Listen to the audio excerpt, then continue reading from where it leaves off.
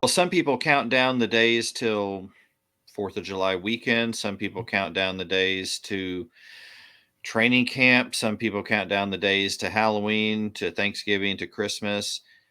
We are counting down the days to the college football season. Absolutely. And as we dream about the start of the season, we're going to make some projections, much like the way too early polls you see. This is our way too early SEC football top 5, who we think are going to be the top 5 schools this year in football. It's never too early to talk about football. Just Nope. never. Drum roll.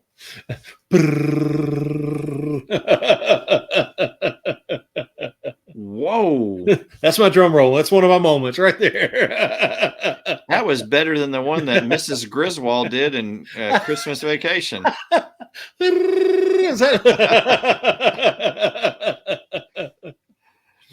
All right, let's get to it, Darren. Speaking of great movies, though, you have to at least take a moment. Wow, that's such a great movie.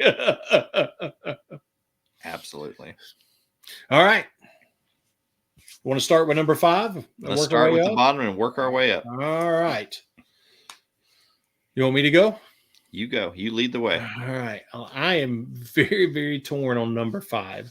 I was pretty clear on 1 through 4. And then when I got to number 5, it became a real jumbled mess. So I think I'm going to go with a team that, if I'm right, it will look like it will be one of my greatest prognostications ever if they finish the season at number 5. So I am going, number 5 is the Missouri Tigers. Whoa. So that's my number 5 team, and I'll hold off till we're kind of wrapping up at the end. I'll throw my other 2 in because I didn't put them anywhere else. I would have them at 6 and 7, but my number 5 is the Missouri Tigers. How about you? My number 5 may be a little surprising, but I tend to be harder on new coaches. If the former coach was still coaching this team, I would have them much higher. But I'm waiting to see how Kalen DeBoer adjusts to life in the SEC. I think he's a good coach. I also know the SEC is a whole nother beast. Absolutely. So I've got Alabama as my number 5. I'd say that's a good pick. I am closer to being in agreement with that than you would think. But Eli appreciates your support. That's right. Got to go with our boy Coach Drink. The force is strong with him. I had to give him number 5. All right, my number 4. I got to give one of our newcomers the props of where it seems they are heading. So my number 4 is the burnt orange that doesn't hurt my feelings yet, Coach Sark and the Texas Longhorns coming in at number 4. That might be a good pick. I'm a little harder on Texas. They went to Alabama last year. They beat Alabama. I want to see how they do against a full season of SEC competition. Very good point. So my number 4, and this may not be a surprise to anybody because I have a hat, a flag, and a shirt on. No secret who I root for. We just put it out there, Darren. Yep. I've got LSU. I think Brian Kelly has addressed the defensive fiasco of the last 2 seasons. I think he's got the right coaches in place. It's a matter of getting the personnel to gel together, the chemistry to play together. I'm a big fan of Nussmeier at quarterback. I don't think, of course, when you have a Heisman Trophy winner leave, you expect a little bit of a drop off. And Nussmeier is going to have a learning curve as a full-time starter, but I believe he's going to surprise some people. And I think, of course, LSU's offense is loaded again. If the defense can work things out, then I agree with something that I heard Coach Saban say recently. If they can figure out the defense, watch out. Yeah. And so I've got LSU as my number 4. How about your number? Oh, go ahead. No, go ahead. I was going to move on to number 3 unless you had some additional commentary. Well, the only additional commentary I have is with my number 3 pick. I agree with everything you just said and take it up just a notch. My number 3 is the LSU Tigers. Oh, I have them. I think they are going to catch people off guard and be in a position to really make a strong contention. I think they'll fall short. And just to be honest with you, like I was talking about, it's really about 3 through 8, just like it has been in the past. That's kind of a jumbled mess, and anybody could end up. But I think LSU has the infrastructure in place, has made the changes that they need to change. And like you said, I really honestly buy completely into Nussmeier. I think he's going to be one of those quarterbacks that were 6, 7 games into the season, and people outside of LSU are going to be going, where'd this kid come from? I think they're going to be blown away by him, and I think that elevates them. And to me, that puts them finishing out 3. I like that commentary. No argument here.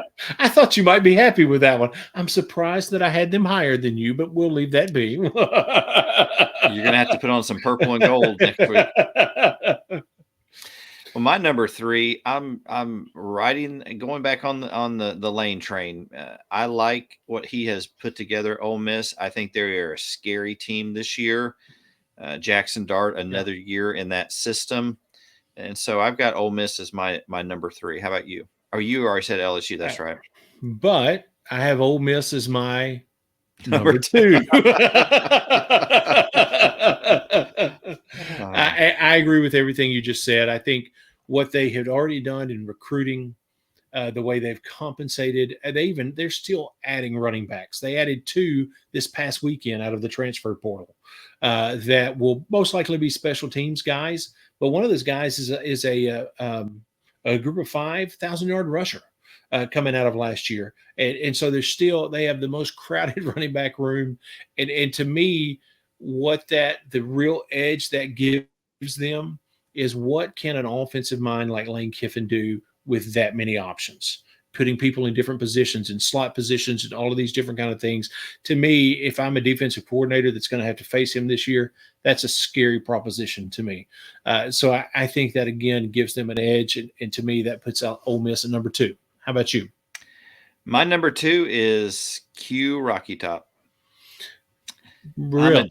I'm a believer in what Josh Heupel is doing. I think they're going to sneak up on some people this year, surprise some folks.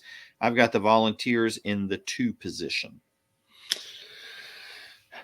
I'll say something about that in a little bit. So that leaves me at my number 1. And I don't think it's real hard to figure out who that is. Number 1, until somebody does something to prove otherwise. Number 1 for me is going to be Georgia and what they're doing. You just cannot dispute, refute, whatever word you want to use, what Kirby is doing at Georgia. And somebody really has to pull something incredible off to knock them off being the king of the mountain. So to me, Georgia is the option at number 1. Yeah, I'm right with you. My number 1 is I'm sorry. You flipped it. You got it. You need to turn it back. I forgot. This isn't the math bowl. Vanderbilt. You mean New Mexico East? Is that? I thought for a second I crossed the line with you. I looked at your face. I'm like, okay, that's courtesy laughter right there. No, he's not vibing with this. Yeah. No, I've got Georgia at number 1, Yeah. just like you for the same reasons. Kirby Smart's at the top of his game. They're good, and I still think they're mad about being left out of the playoffs last year. Absolutely. And they've got a incredibly tough schedule this year. Yeah. They start off week 1 against Clemson. Yeah. I mean, so they're going to run the gauntlet, and I think until somebody dethrones them, Georgia's your number 1 team in the SEC. Yeah, absolutely.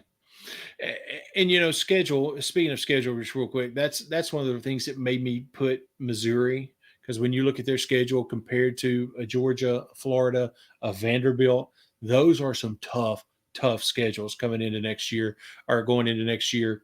And I think Missouri's got a little bit of better pull from a scheduling perspective. So that's what made me put them at 5. And just to throw in that you were talking about Tennessee, I have Tennessee at 6 and Alabama at 7. I'm expecting a little bit of a drop off at Alabama and Tennessee. There just aren't many Johnny Manziel's. I know, Nico is, there's no telling what kind of a year he's going to have, but it is a different world when you are a freshman and you step into that. So I just don't. I want to buy it because I'm a big Heupel fan, but he's got to prove it before I can make that leap, and that's what made me put Tennessee at 6 versus Missouri at 5. Tennessee goes into Norman on September 21st, and OU just takes them behind the woodshed. Yeah. Then let's just forget everything I said about Tennessee.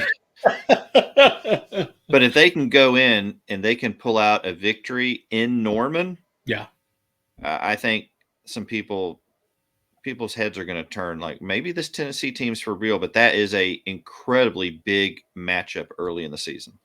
And that's the kind of win that can give a freshman quarterback that confidence to just continue to play even further out of their own head. So that's a really good point. That's a very pivotal game. And conversely, if OU comes out and just takes it to Tennessee, they get that first big SEC win under their belt. Their confidence is sky high, and we could see the Sooners make a big run. Yeah, absolutely. That's a great point.